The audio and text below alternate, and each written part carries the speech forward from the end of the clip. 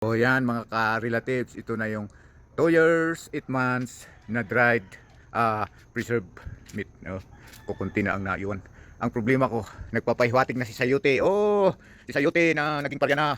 Gusto niyang pumunta doon sa kakaunting tiniing natin. Ay, tiniing na. Utad natin. Oh, yan. Nawanan. Oh. Yan. Pero itong Sayote, pinasok na ang hindi niya dapat pasukin. Yun. Pumunta na siya doon. So, yun. Sinundan na niya ang linya ng kuryente.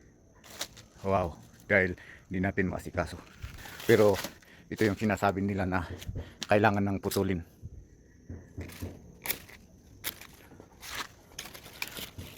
Ah.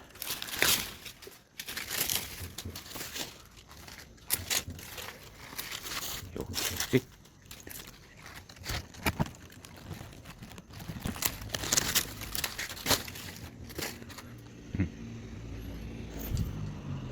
Babalikan kita.